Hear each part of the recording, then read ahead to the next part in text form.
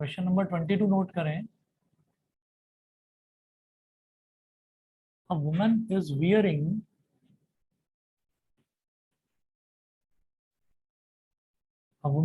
wearing her seat belt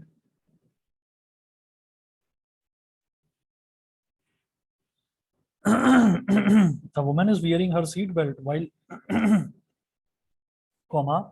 while driving at 60 kilometer per hour. While driving at 60 kilometer per hour.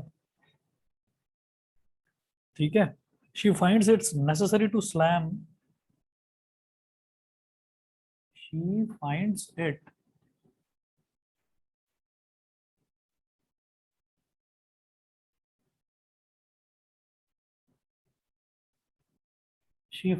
it necessary to slam on her brakes and slows uniformly. Slam on her brakes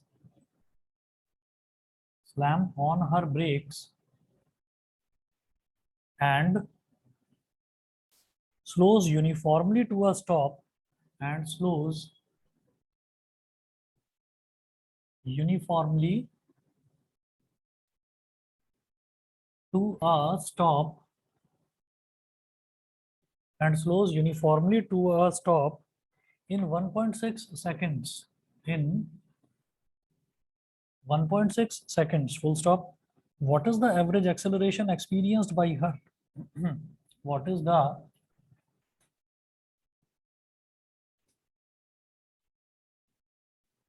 average acceleration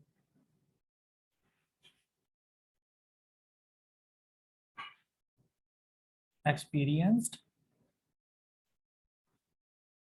What is the average acceleration experienced by her? इसके options दे रखे हैं। Option A है -10.4 metre पर second square,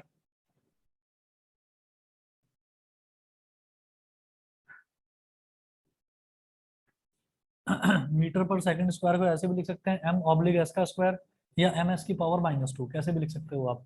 ठीक है। Option B है 10.4 metre पर second square और ऑप्शन सी 1.04 मीटर पर सेकंड स्क्वायर और ऑप्शन डी है -1.04 मीटर पर सेकंड स्क्वायर। ये चार ऑप्शंस दे रखे हैं। A woman is wearing her seat belt while driving at 60 kilometre per our. ठीक है। एक वुमन गाड़ी चला रही है और उसको लगता है कि 60 किलोमीटर पर आवर की स्पीड पर वो सिमर। अच्छा, आज पहली बार। अच्छा, तो उसको लगता है she finds it necessary to slam on her brakes and slows uniformly to a stop in 1.6 seconds. तो उसको लगता है कि भाई आगे कुछ ऑब्स्टेकल है और उसको ब्रेक लगाने चाहिए और फाइनली गाड़ी को रोकना चाहिए। तो फाइनली गाड़ी को रोकना चाहिए का मतलब क्या है कि वो चाहती है कि फाइनल वेलोसिटी जीरो हो जाए। तो initially she is driving eight 60 kilometre per our. ये सब कुछ मीटर पर सेकंड स्क्वायर में दे रखा है, यानी कि ये जो 60 किलोमीटर पर आ रहा है इसको मीटर पर सेकंड में कन्वर्ट करूंगा। कैसे करते हैं बताएंगे? मल्टीप्लाई बाई 5/18, बिल्कुल सही। तो जो इनिशियल वेलोसिटी है that is 60 kilometre per hour, u is equal to 60 kilometre per hour. अब इसको आपने 5/18 से मल्टीप्लाई कर दिया, तो 2 9 जा 18 और 2 30 जा। ठीक है। और तो 6 से भी हो सकता था। सीधा करो, 6 3 जा 18 और 6 10 जा। बेटा ये आ गया 50/3 मीटर पर सेकंड। ये हमारी इनिशियल वेलोसिटी आ गई। Finally she wants to stop, उसको है कि उसको रुकना है। तो final velocity zero, slows uniformly to a stop in 1.6 seconds. तो 1.6 सेकंड्स में वो रुक जाती है। तो वो पूछ रहे हैं कि इसको एक्सेलरेशन कितना होगा, वी यू टी। तो ए की वैल्यू निकालनी है ना by first equation of motion.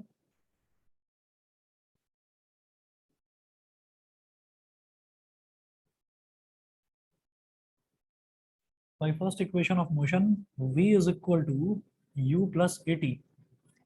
v है 0, u है 50/3 प्लस a इंटू टी कितना है 1.6। ठीक है। अच्छा, अब इसको सॉल्व कर लो। 1.6 का मतलब हो गया कि पॉइंट गया तो नीचे 10 आ गया।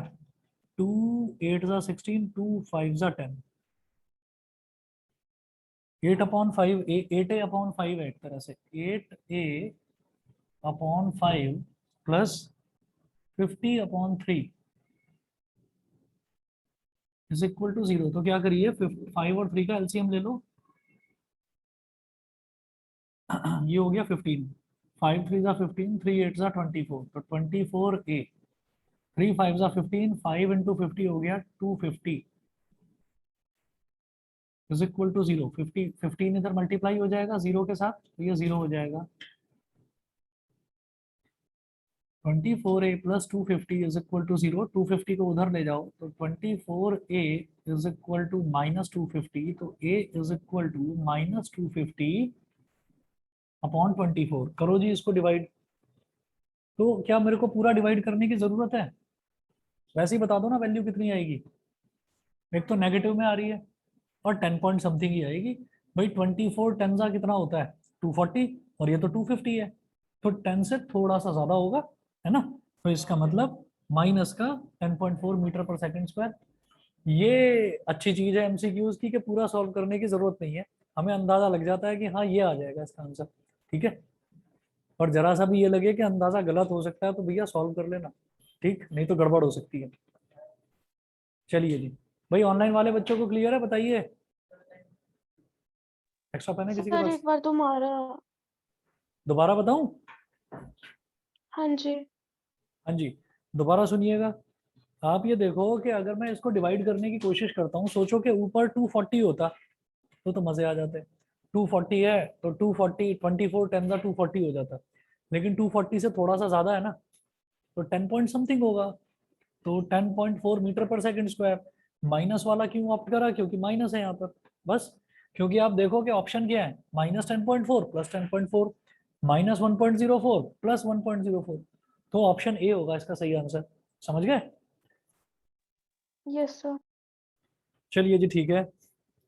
इसके बाद देखते हैं क्वेश्चन नंबर 3। क्वेश्चन नंबर 3 देखना।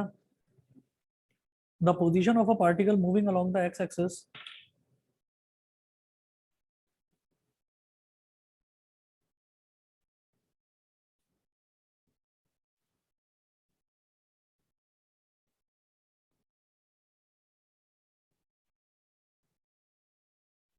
the position of a particle moving along the x-axis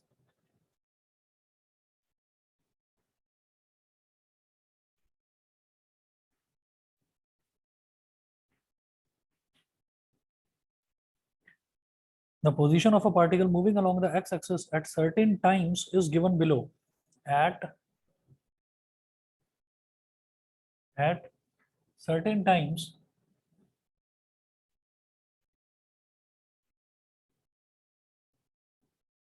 is given below. At certain times is given below.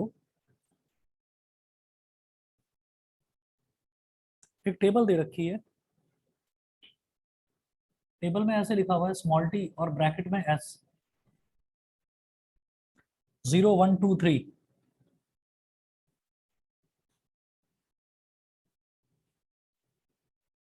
0 1 2 और 3।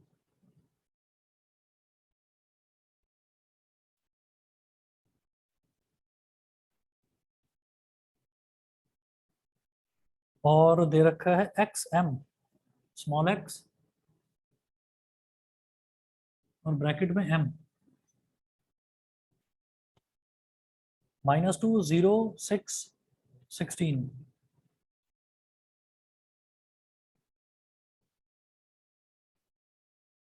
Which of the following describes the motion correctly?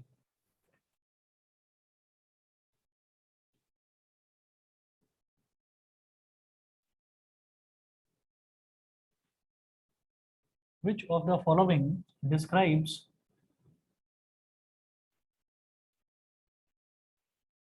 the motion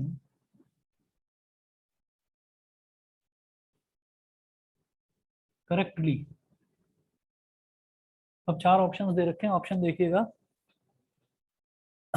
uniform comma accelerated,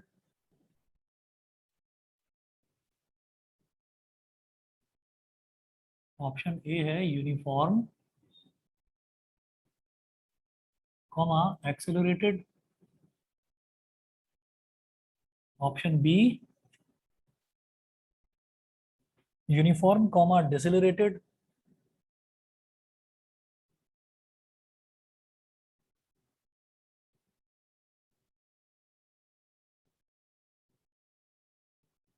option C non uniform comma accelerated,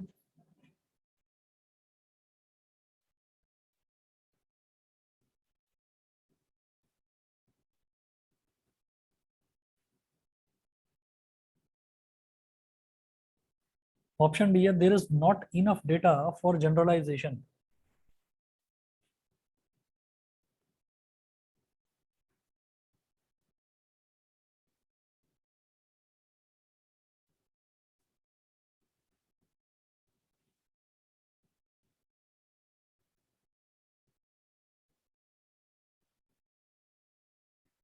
there is not enough data for generalisation. अब ऐसे question को करने का तरीका क्या है? सबसे पहले तो मुझे ये टेबल ही समझ में नहीं आ रही है कि टेबल में क्या है। ये जो टी है ना, टी का मतलब है टाइम, टी का मतलब है टाइम, ब्रैकेट में लिखा हुआ है सेकंड, एस का मतलब सेकंड है, तो ये टाइम दे रखा है। और ये एक्स, मुझे नहीं पता ये एक्स क्या होता है, लेकिन ब्रैकेट में एम लिखा हुआ है, तो एम से मैं समझ गया मीटर। मीटर मतलब ऑब्जेक्ट किस पोजीशन पर बैठा हुआ है, ये इन्होंने ये बताया है। तो हम क्या करेंगे, मैं ना इसमें ऐसे करूंगा कि आप ये सोचो जैसे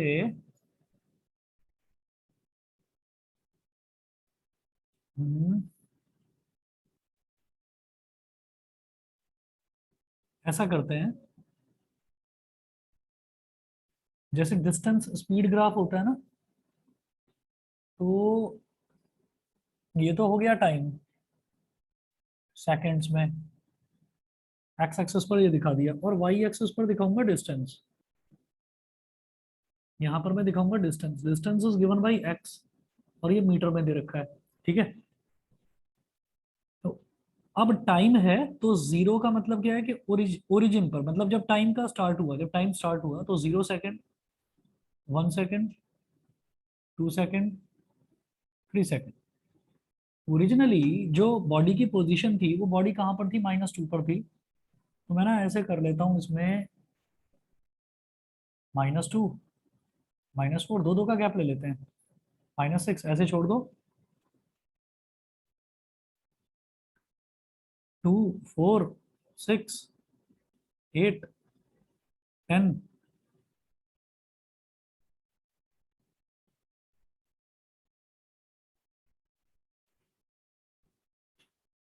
12, 14, 16। ठीक है, अभी जब जीरो तक टाइम था, जब हमने अपना मतलब स्टॉप वॉच ऑन करी, तो उस टाइम बॉडी जो है ना इस पोजीशन पर थी, -2 मीटर वाले मार्क पर थी।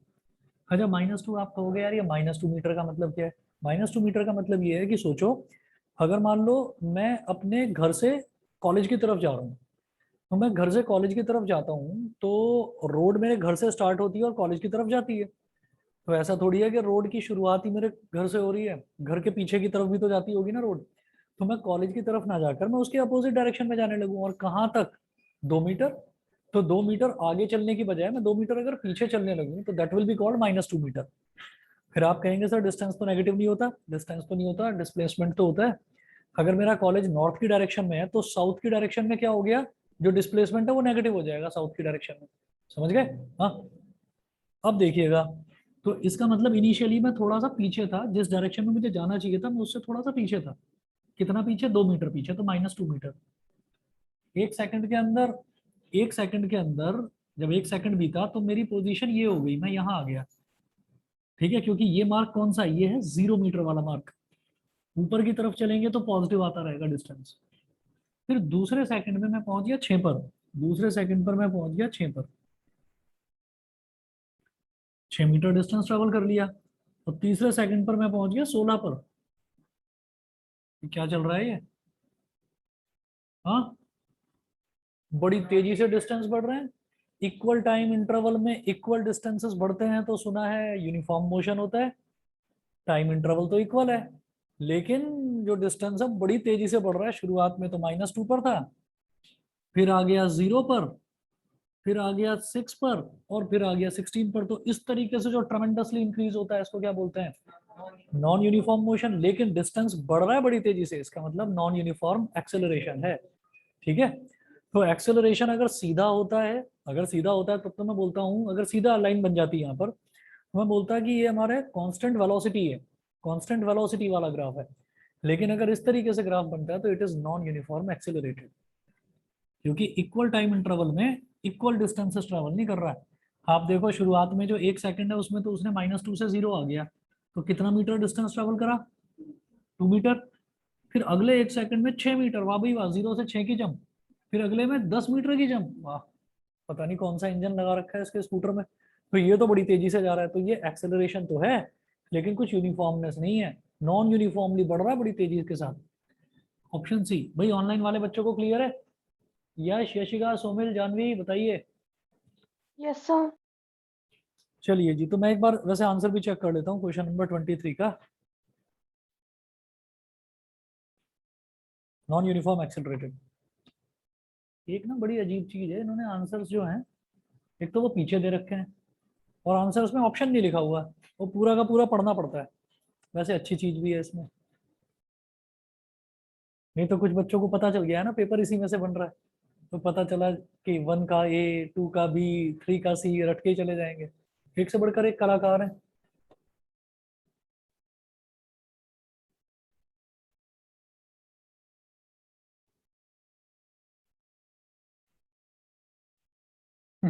हमारा एक बार हो गया था मल्टीपल चॉइस क्वेश्चन वाला पेपर, मतलब तब मैं कॉलेज में था, तो हुआ वो पेपर, उसमें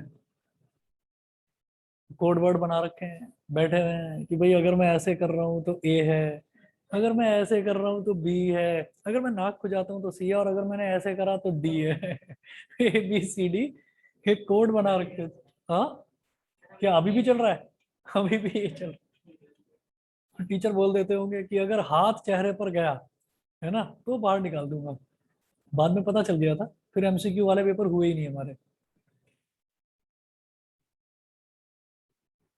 चलिए अगला देखते हैं, question number 24। Match the column first with column second.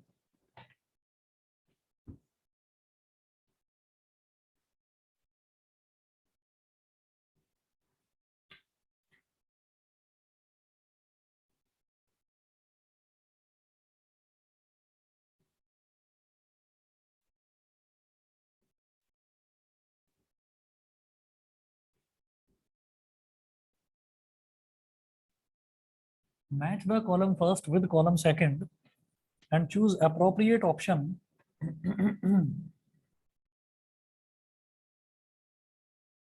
and choose appropriate option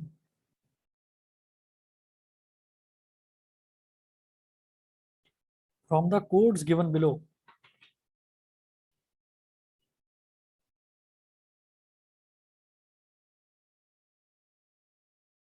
From the codes given below. Column first acceleration, column second example. यहाँ पर बनाइए कॉलम, कॉलम फर्स्ट, यहाँ ब्रैकेट में लिखे एक्सेलरेशन,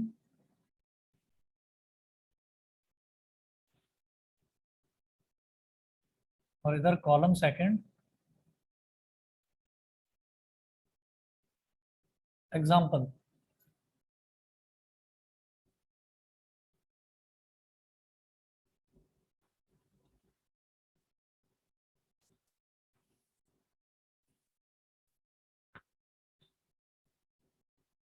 इसमें ए है, capital A, in the direction of motion, ऐसे लिखना है कैपिटल ए, और फिर लिखें इन द डायरेक्शन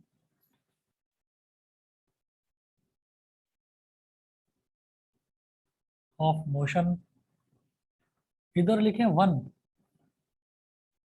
और इसमें लिखें motion of freely falling body.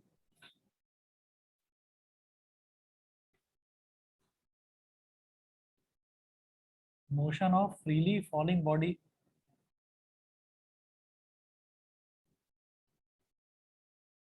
फिर लिखें कैपिटल बी। कैपिटल बी में लिखें against the direction of motion.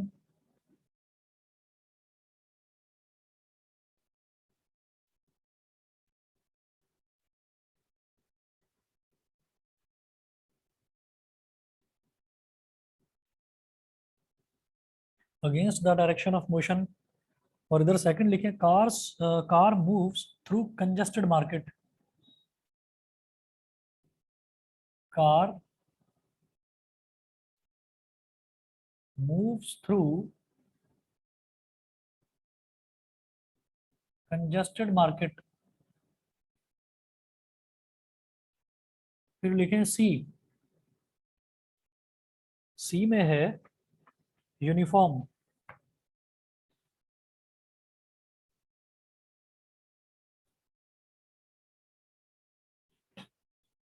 और इधर 3 में क्या है? Brakes applied to moving car.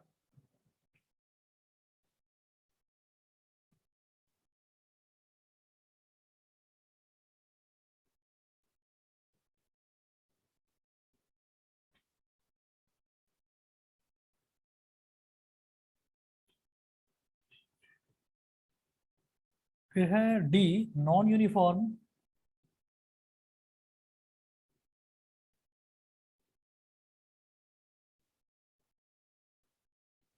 Fourth, train starts moving from a station.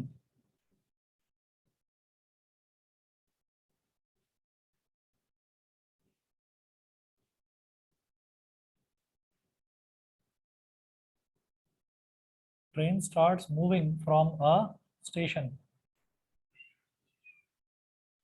अब इसमें ना नीचे कुछ कोड्स दे रखे हैं, तो कोड्स हैं इस तरह से।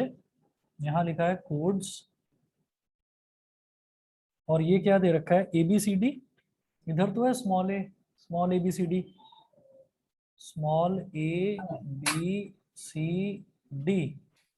और इधर जो कोड्स दे रखे हैं वो इस तरह से हैं। यहाँ पर है कैपिटल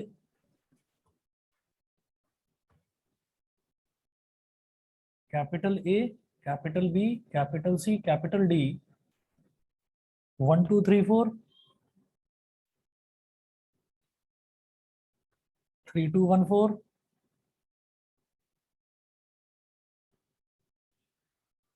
4 3 1 2, 2 4 1 3, 2 4 1 3। ठीक है, ये दे रखा है जी। देखिए कैसे करेंगे, पहले तो सबसे पहले ना मैच कर लो, फिर अपने आप ही आपको पता चल जाएगा कि सही कोड कौन सा है। तो देखो जरा, in the direction of motion, motion की डायरेक्शन में इनमें से कौन सा मैच कर रहा है? Motion of a freely falling body, in the direction of motion, motion of a freely falling body, नहीं समझ में नहीं आ रहा। Car moves through congested market, in the direction of motion, नहीं। मेरे को लगता है train starts moving from a station, है ना। जब ट्रेन एक स्टेशन से चलना शुरू करती है तो उसका जो मोशन है, मतलब वो डायरेक्शन ऑफ मोशन में ही चलती है, मतलब जो मोशन है मोशन की डायरेक्शन में ही वो चलेगी। खैर अभी छोड़िए इसको, इसमें थोड़ा सा मेरे को कंफ्यूजन लग रहा है। ऑप्शन बी है against the direction of motion, brakes, बिल्कुल सही। जो ब्रेक लगते हैं वो मोशन की डायरेक्शन के अपोजिट डायरेक्शन में लगते हैं हमेशा, तभी तो बॉडी रुकती है। तो इसका मतलब बी का हो गया 3। ठीक है, हाँ। ऑप्शन सी पर टिक लगा दूं, क्योंकि बी में 3 तो बस यही नजर आ रहा है ना। खैर चलिए एक काम करते हैं, बाकी भी एक बार ना अपनी तसल्ली कर लेते हैं। ये तो बी का तो 3 हो गया। उसके बाद यूनिफॉर्म। यूनिफॉर्म मतलब एक्सेलरेशन अगर यूनिफॉर्म है तो, एक्सेलरेशन अगर यूनिफॉर्म है तो पता ही चल जाएगा। हाँ, मोशन ऑफ नहीं, ए का तो 4 हो गया, ट्रेन स्टार्ट्स फ्रॉम। चलो जी ठीक है, समझ में आ गया सबको। यूनिफॉर्म एक्सेलरेशन का मतलब क्या है कि धीरे धीरे धीरे धीरे स्पीड का बढ़ना, यूनिफॉर्मली स्पीड का बढ़ना। तो स्पीड बढ़ेगी किसमें? Motion of a freely falling body. अगर मैंने कोई पत्थर लिया और उसको ऐसे ही छोड़ दिया ऊपर से तो बिल्कुल रेस्ट में था। धीरे धीरे धीरे धीरे जैसे जैसे नीचे आता जाएगा उसकी स्पीड बढ़ती चली जाएगी, तो वो क्या कहलाएगा? Uniform acceleration. सही है। बड़ी मेहनत करी इसको लिखने में, आंसर इतना सा था। चलो जी, ऑनलाइन वाले बच्चे बताएं। जानवी, सोमिल, विहान क्लियर है? Yes, sir. चलिए जी, ठीक है। Yes sir. ओके, अगला देखते हैं, question number 25।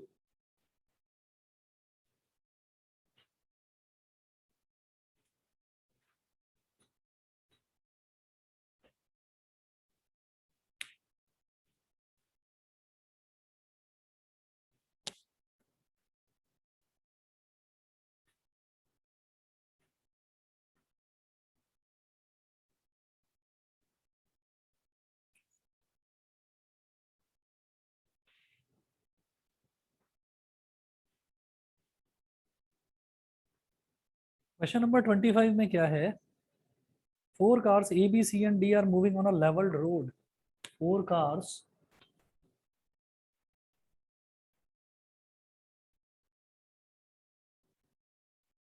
A B C and D, four cars A, B, C, and D are moving on a leveled road. Four cars A, B, C, and D are moving on a leveled road. Are moving on a leveled road. Full stop. Their distance versus time graphs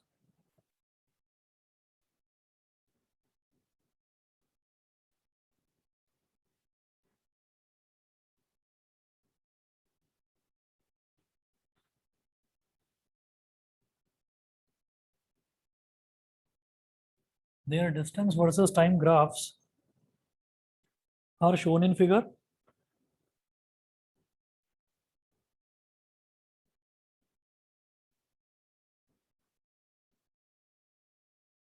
Their distance versus time graphs are shown in figure. Full stop. Choose the correct statement.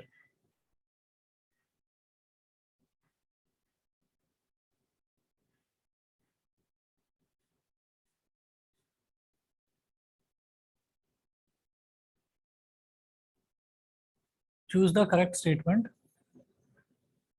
अभी बताते हैं, पहले distance versus time graph बनाइए इसका।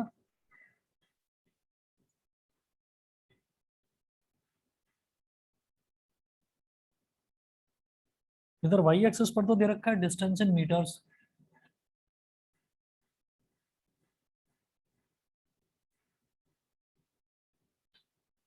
और x axis पर दे रखा है time in seconds.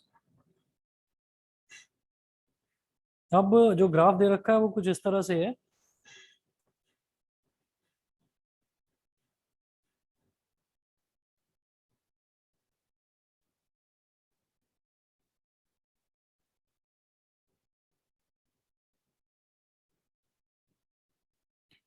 B A Excuse me, sir. B C. हाँ जी बोलिए। हाँ जी बताइए।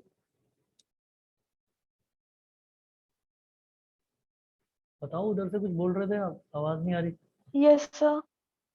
हाँ, सर कुछ मैं बोल कह रहे थे। रही थी कि सर मेरे एग्जाम्स अभी अक्टूबर से ही शुरू हो रहे हैं। अच्छा, कब से हैं? अपनी डेट शीट मेरे को भेज देना। क्या टर्म 1 के फाइनल एग्जाम्स? Yes sir. ठीक है, डेट शीट भेज देना मेरे को। बता देना अगर किसी चैप्टर में, किसी टॉपिक में कहीं कोई डाउट हो तो करवाऊंगा। Okay sir.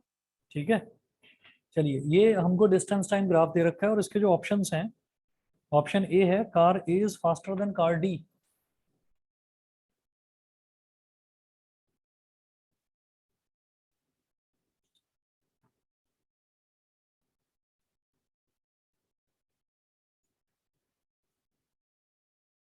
Car A is faster than car D. Option B है car B is the slowest. Car B is the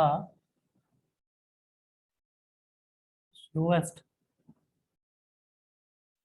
option C, car D is faster than car C.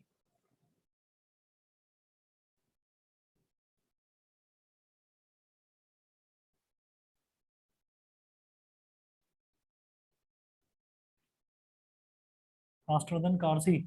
Option D, car C is the slowest. Car C is the slowest.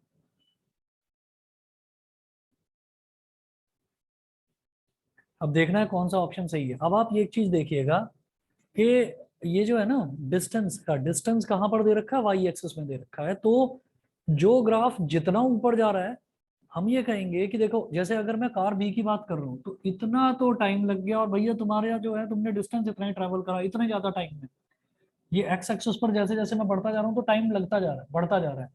ठीक है, तो ये मैंने इस तरह से match करके देखा, फिर ये मैंने इस तरह से मैच करके देखा। तो कार ए को कम टाइम लग रहा है और कम टाइम में ज्यादा डिस्टेंस ट्रेवल कर रहा है वो। समझ गया मेरी बात? भाई उसने कम टाइम लिया कार ए ने, और कंपेरेटिवली ज्यादा डिस्टेंस ट्रेवल करा बी के कंपैरिजन में। तो क्या ये दे रखा है कि A is faster than car D, car B? नहीं दे रखा, तो छोड़ो। फिर उसके बाद देखिए कार डी जो है, कार डी और कम टाइम ले रही है, और कम टाइम ले रही है, और कम टाइम में ज्यादा डिस्टेंस ट्रेवल कर रही है, यानी कि और तेज चल रही है वो। और कार सी तो समझ लो भाई सबसे ही तेज चल रही है, क्योंकि जरा से टाइम में इतनी ज्यादा दूर चली गई। तो इसका मतलब सबसे ज्यादा स्पीड किसकी है? सबसे ज्यादा स्पीड सी की है। ठीक है, तो car C is the slowest, ये तो बिल्कुल गलत है, कार सी तो सबसे फास्टेस्ट है। Car D is faster than car C, क्या कार डी सी से फास्टर है? नहीं, ये भी गलत है। फिर बी है, car B is the slowest, बिल्कुल सही, car B is the slowest. तो ऑप्शन बी हमारा करेक्ट आंसर है। ठीक है, तो इस तरीके से आप डिस्टेंस टाइम ग्राफ को स्टडी करके बताएंगे कि कौन सा जो है वो फास्टेस्ट है। फिर दूसरा हम ये कहते हैं कि अगर डिस्टेंस टाइम ग्राफ हमको दे रखा है, तो डिस्टेंस टाइम ग्राफ से स्पीड यानी कि वेलोसिटी कैसे निकलती है? Slope of distance time graph. तो स्लोप भी तो देखो ना किसका सबसे ज्यादा है, सी का ही तो। ये स्लोप ही तो होता है, तो सी का स्लोप सबसे ज्यादा, तो सी इज फास्टेस्ट। बी का स्लोप सबसे कम, तो बी इज स्लोएस्ट। ठीक है, समझ रहे हो? हम्म। अगला देखते हैं क्वेश्चन नंबर 26।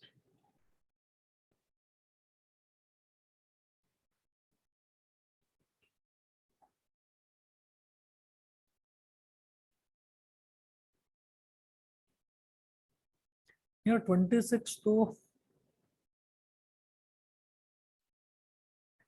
26 तो आपके मतलब का नहीं है, तो ट्रिग्नोमेट्री वाला क्वेश्चन है। 60 डिग्री दे रखा है, तो मैं परपेंडिकुलर और बेस कैसे निकालूंगा? हमें सीधा सीधा पता होता है tan 60 डिग्री जो है वो √3 होता है, ये 1/√3 होता है। क्वेश्चन नंबर 26 काट दीजिए, आपके मतलब का नहीं है। क्वेश्चन नंबर 26 जरूरत का नहीं है, छोड़ दीजिए। क्वेश्चन नंबर 27 बताओ जरा, slope of a velocity time graph gives acceleration. तो ये वाला मैं छोड़ रहा हूँ, 27 में इन्होंने ऑप्शन दिए हैं, slope of a velocity time graph gives, फिर चार ऑप्शंस दिए हैं, पहला डिस्टेंस, फिर डिस्प्लेसमेंट, फिर एक्सेलरेशन, फिर speed.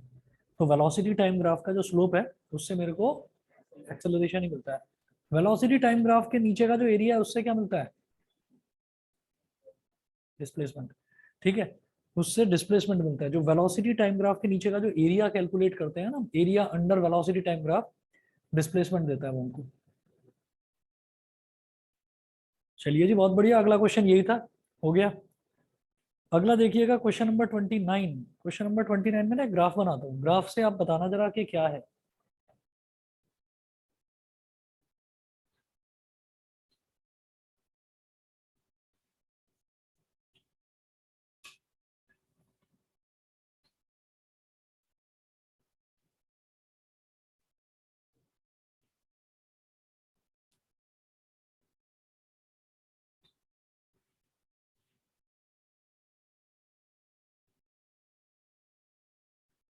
From the given VT graph C figure,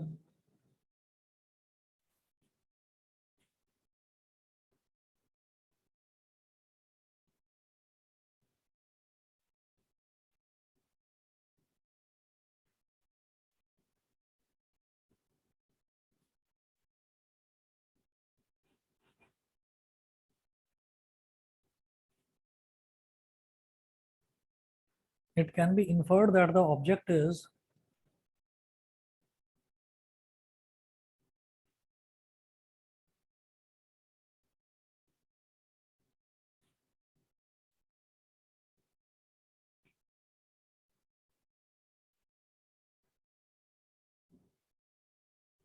it can be inferred that the object is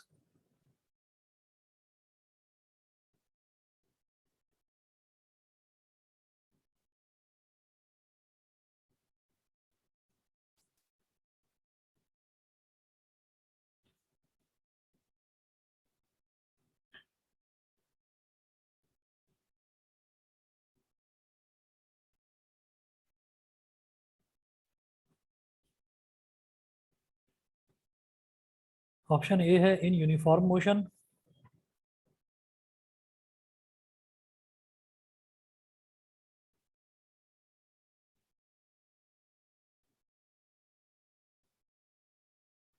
option B है at rest,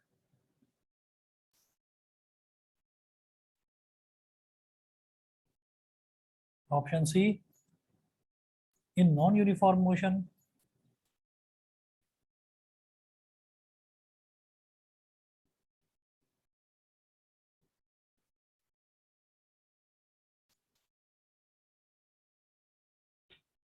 moving with uniform acceleration.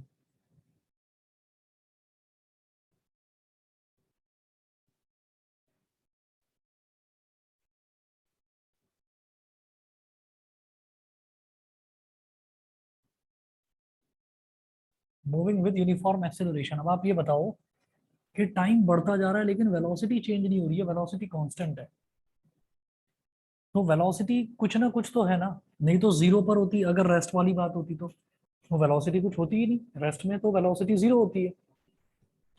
Non uniform motion भी नहीं है, मूविंग विद यूनिफॉर्म एक्सेलरेशन ये भी नहीं है। Uniform acceleration मतलब velocity का बढ़ना, तो इसका मतलब पहला है ऑप्शन इन यूनिफॉर्म मोशन। ये हमारी जो बॉडी है ये यूनिफॉर्म मोशन में ही लगातार ट्रेवल कर रही है। ठीक है, अगला देखिएगा question number 30।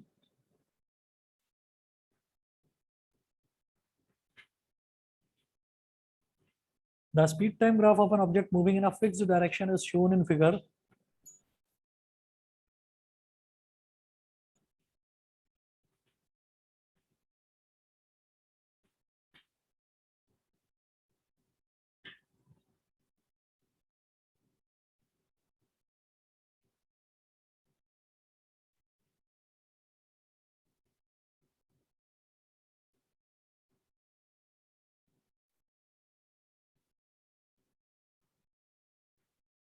The speed time graph of an object moving in a fixed direction is shown in figure.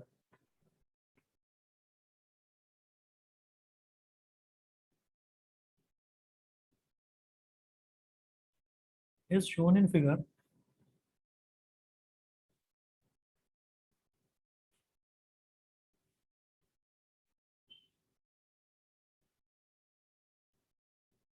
इधर तो है टाइम एक्स एक्सिस पर, वाई एक्सिस पर है स्पीड, और ये ग्राफ ऐसा है।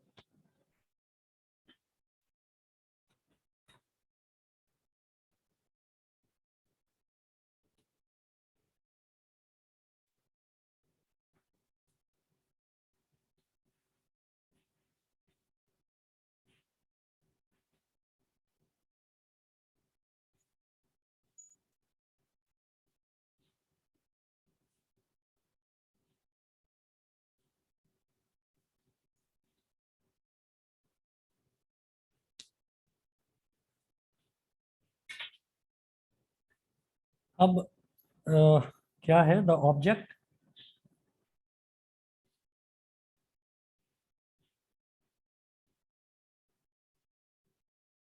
The object A part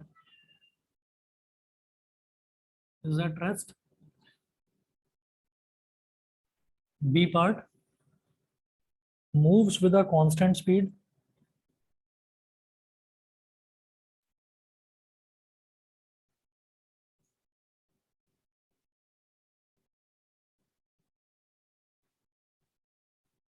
C part moves with a constant velocity,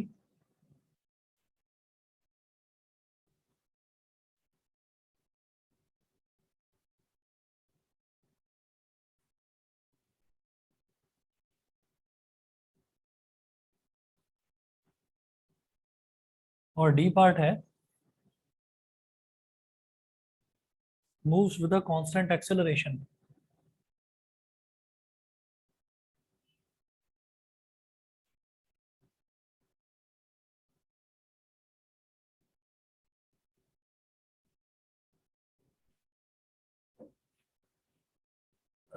बताइए क्या होगा? डी, बिल्कुल सही। क्योंकि लगातार स्पीड जो है वो बढ़ती जा रही है, बढ़ती जा रही है, तो इसका मतलब क्या है? एक्सेलरेशन। ठीक है, समझ रहे हैं? moves with a constant acceleration.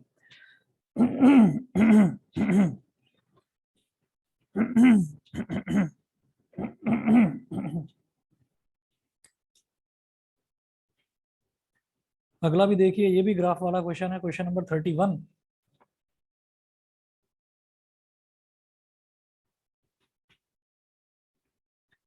The velocity time graph of an object thrown vertically up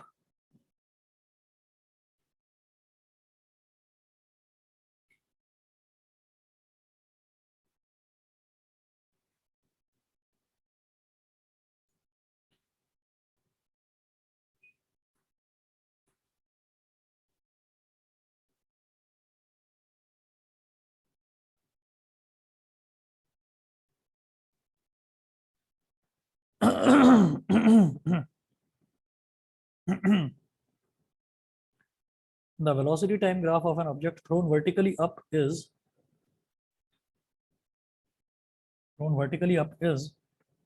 option A,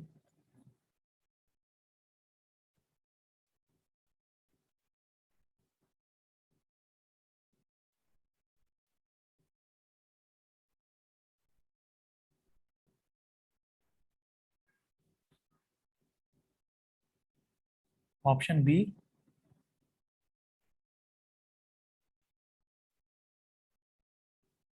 इधर टाइम इधर वेलोसिटी।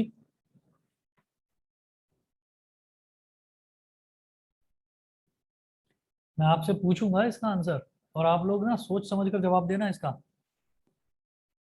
समझिए कि ग्राफ जो है वो वेलोसिटी और टाइम के बीच में है।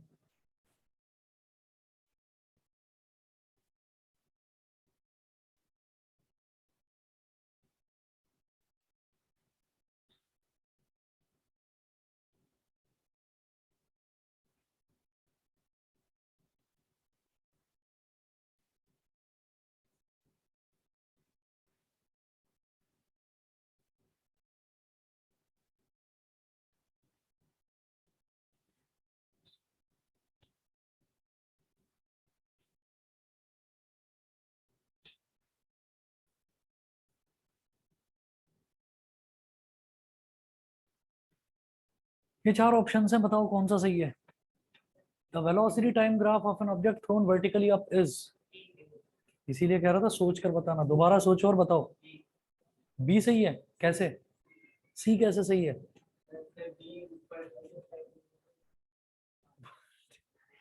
अरे, उसकी वेलोसिटी इस तरह से कम थोड़ी हो रही है। ये तो उसके मोशन का ग्राफ हो सकता है। बी कैसे है ये बताओ? क्या? दोबारा बोलो क्या?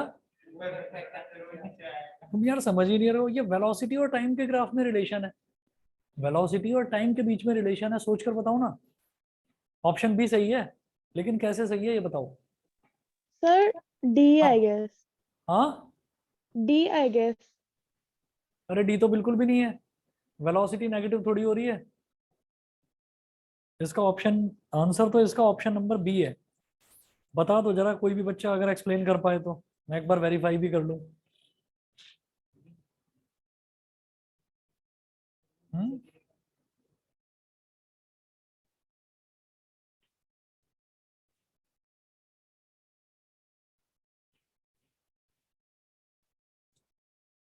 चलिए जी, 31 बता रहे हैं, 31 का है तो डी बता रहे हैं आंसर।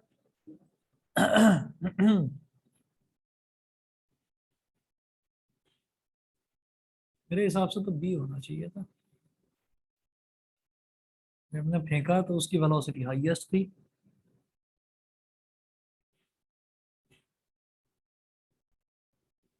चलिए, ठीक है जी, यही सही है, डी। डी सही है। ये ऐसा कैसे है हम ये कहते हैं कि कोई भी ऑब्जेक्ट है, उस ऑब्जेक्ट को जो टाइम जीरो था, मतलब इनिशियली मैंने उस ऑब्जेक्ट को लिया और मैंने ऊपर फेंक दिया। ऊपर फेंकने का मतलब क्या है कि जब मैं उसको फेंकूंगा तो पूरी ताकत लगाकर फेंकूंगा। तो जब मैं इनिशियली उसको फेंकूंगा तो उसकी वेलोसिटी बहुत हाई होगी।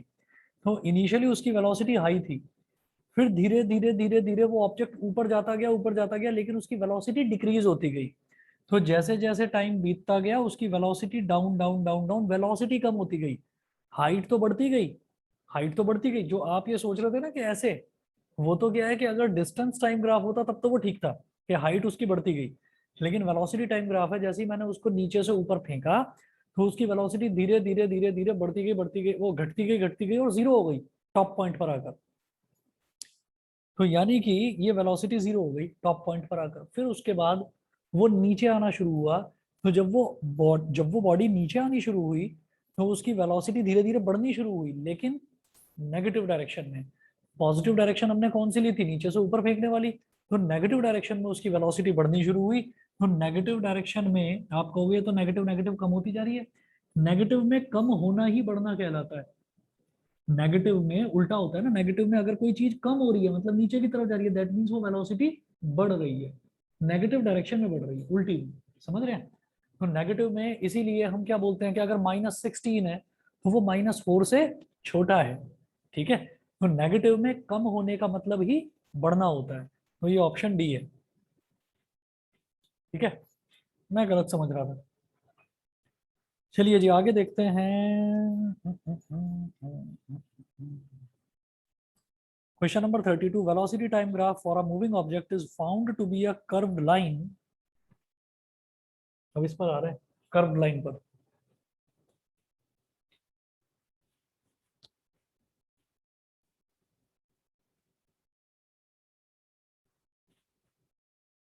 अरे क्या है, कोई डांस स्टेप चल रहा है क्या?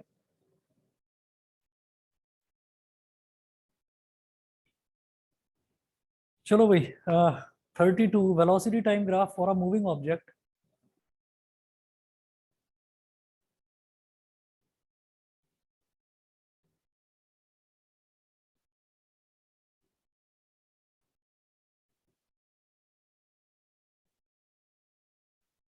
Velocity time graph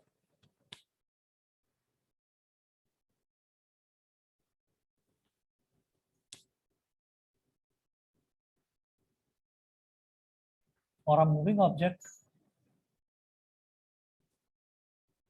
is found to be a curved line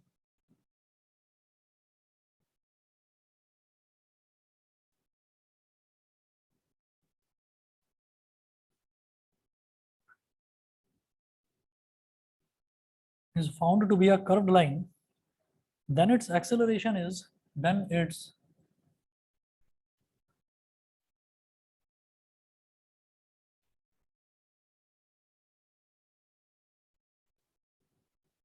then its acceleration is option A constant, option B variable,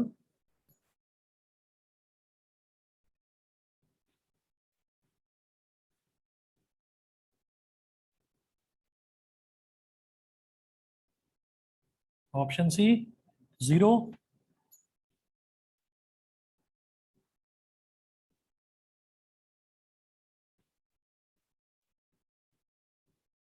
none of these. Constant का मतलब क्या होता है कि अगर वेलोसिटी टाइम ग्राफ इस तरह से स्ट्रेट लाइन होती है तब तो वो क्या कहलाता है, कांस्टेंट एक्सेलरेशन, वो यूनिफॉर्म एक्सेलरेशन। वेरिएबल होगा। जब भी कर्व्ड लाइन होगी तो वेरिएबल मतलब स्पीड अचानक से तेजी से बढ़ भी रही है, अचानक से तेजी से घट भी रही है। ठीक है? तो ये वेरिएबल हो जाएगा। ठीक है जी। अब देखिएगा इसमें मैं एक काम करूंगा, मैं इसके ना क्वेश्चंस जो हैं, इसमें टोटल 45 क्वेश्चंस हैं, ये एमसीक्यू वाले, हम 32 तक पहुंच गए हैं। मैं बाकी की फोटो खींच कर भेजूंगा और कल जो क्लास होगी, कल वाली क्लास में इसमें रीजन असर्शन वाले क्वेश्चन देखेंगे। ठीक है? रीजन असर्शन वाले भी कितने दे रखे हैं, 15 क्वेश्चन दे रखे हैं, चैप्टर फिनिश हो जाएगा। चलिए जी आज इतना ही करते हैं।